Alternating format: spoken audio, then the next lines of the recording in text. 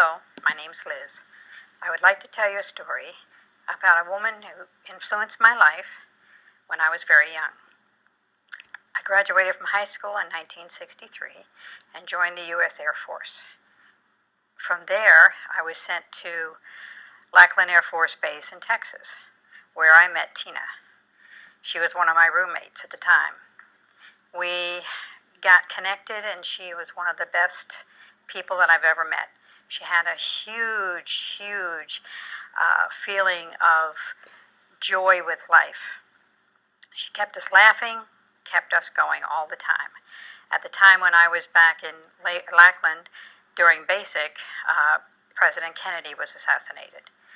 In that time frame, from then on till we finished, it was very depressing. She kept us funny, she kept us laughing, telling us that the future was bright. From there, we went to Greenville, Mississippi, where we learned how to carry people on our cots. We carried them over 6-foot walls. We carried them through barbed wire, and we carried them through tunnels. This was pretty bad. But we did everything, and we learned how to do it. Tina was always there encouraging, always telling us to keep going. She was probably one of the best people on our team. From there, we got sent to Montgomery, Alabama. Now, if you remember, in the 1960s, it was very segregated. There were a lot of riots.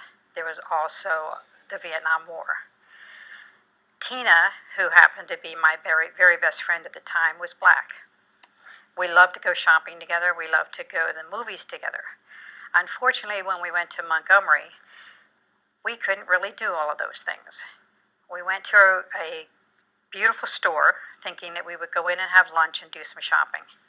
We sat down at a booth, and I was approached, and they looked very embarrassed, and they said to me, "I'm sorry, but I can't serve you." And I said, "Well, why can't you serve me?"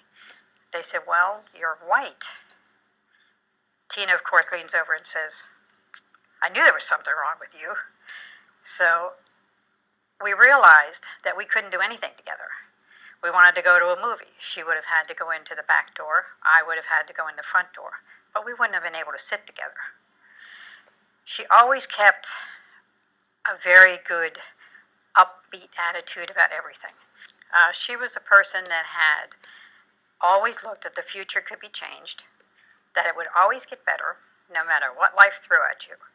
All you had to do was work with it. That's a very good lesson. From there, we got sent to Wichita Falls, Texas, where we spent a year together. We had a wonderful time together.